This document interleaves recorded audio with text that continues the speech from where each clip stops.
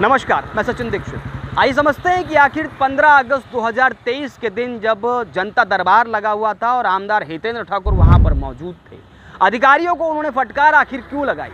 आखिर वही दिन उन्होंने क्यों सोचा कि सार्वजनिक तौर पर जनता के मुद्दे को लेकर अधिकारियों को अभद्र भाषा का प्रयोग करते हुए उन्हें सीधे तौर पर हमला किया जाए। आखिर क्या हितेंद्र ठाकुर जो 30 साल की राजनीति से अनुभवी एक नेता हैं, क्या उनको ये नहीं समझ में आ रहा था कि उस दिन जिस भाषा का वो प्रयोग कर रहे हैं उसके प्रयोग के बाद विपक्ष उन पर हावी हो जाएगा।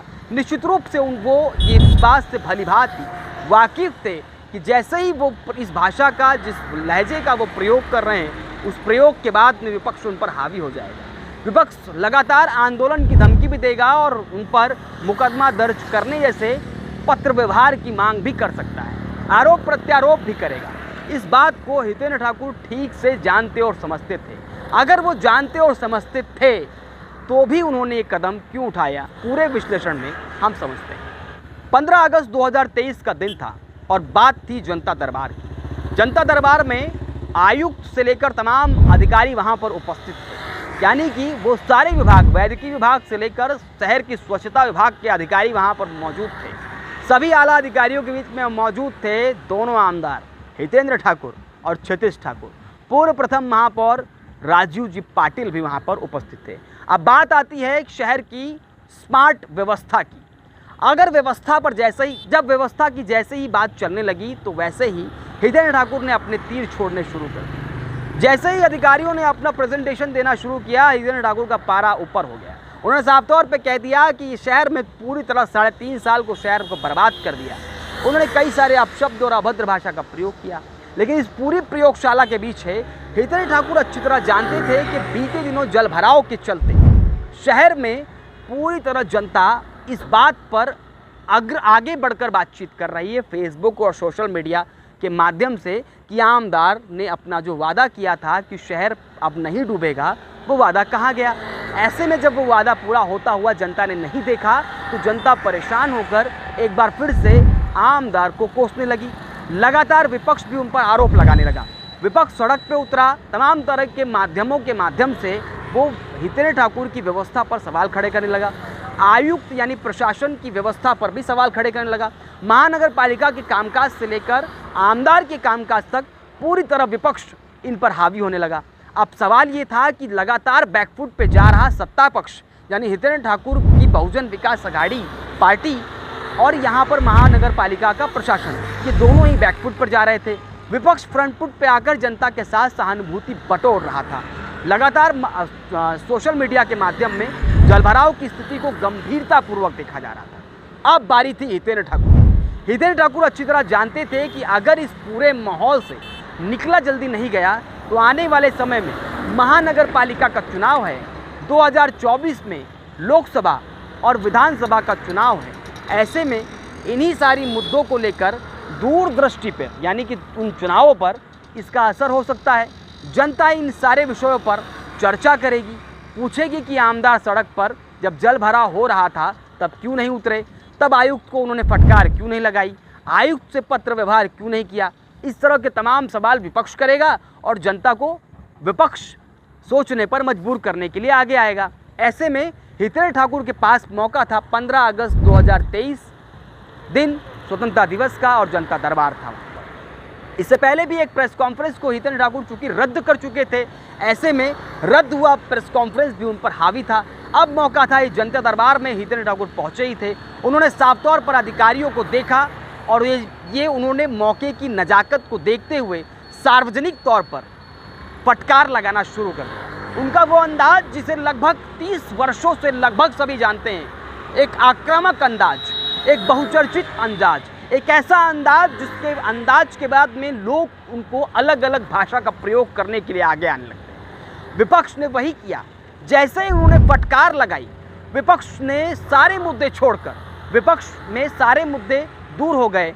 एक मुद्दा रह गया। हितेंद्र ठाकुर ने आयुक्त को अभद्र भाषा का प्रयोग किया, अधिकारियों को पीटने की बात कही। अधिकारियों से ऐसी बातें नहीं करनी चाहिए। अब आमदार के पास इतनी ताकत तो होती ही है कि वो चाहे तो एक पत्र व्यवहार के माध्यम से, या बीते दिनों जब अधिवेशन चल रहा था इस बरसात वाला, उस दौरान अधिवेशन में आयुक्त की शिकायत वाला एक भाषण दे लेते, एक बात वहाँ पर विधानसभा के अंदर कह लेते तो कोर्ट भी हो जाती, लेकिन उन्होंने ये सब नहीं किया। उन्होंने जनता दरबार ही उचित समझा, क्योंकि बैकफुट से फ्रंट फुट पे आना था उन्हें, और बैकफुट से फ्रंट फुट पे आने के लिए उनका एक ही स्टाइल है, वो है आक्रामक स्टाइल, वो है कड़क अंदाज, वो है ठेठ और सीधे बात करना।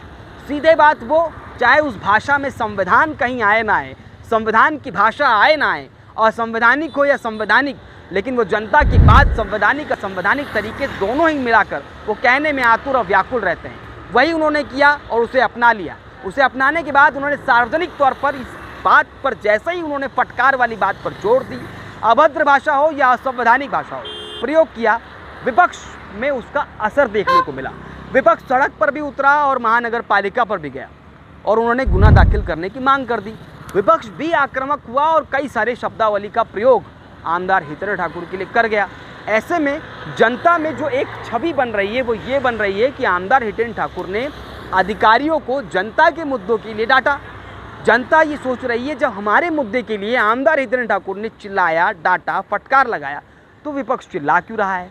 जब आमदार आयुक्त को कुछ कहते नहीं, तब यही विपक्ष कहता है कि आयुक्त को कुछ चाहिए। जब आमदार ने आयुक्त को फटकार सार्वजनिक तौर पर लगा दी, तो वही विपक्ष अब आयुक्त के पक्ष में खड़ा होकर आमदार को कोस रहा है। ऐसे में कंफ्यूजन हो जाती है जनता, और आमदार हितेंद्र ठाकुर की राजनीतिक स्ट्रैटेजी सफल होती नजर आई। यानी आमदार हितेंद्र ठाकुर बड़ी सोच समझकर वहाँ उन्होंने समय दिया। आपने एक बात और गौर की होगी, वहाँ पर आमदार हितेंद्र ठाकुर जब वहाँ फटकार लगा रहे थे, उसके बाद उन्होंने थोड़े ही समय बाद कहा कि अब ये पूरी सभा से मैं जा रहा हूँ, अब इसे आगे प्रथम महापौर राजू जी पाटिल देखेंगे। यानी वो उठ कर चले गए। वो जानते थे ज़्यादा देर रुकना भी उचित नहीं है, अपनी बात कही, वीडियो बन गया, अब चलते हैं। वीडियो बनाने के लिए उन्होंने किसी को व्याकुल और यातुर नहीं किया, लेकिन वो जानते थे कि ये वीडियो जरूर बनेगा और वायरल जरूर होगा, और वायरल होगा तो उसका असर क्या होगा।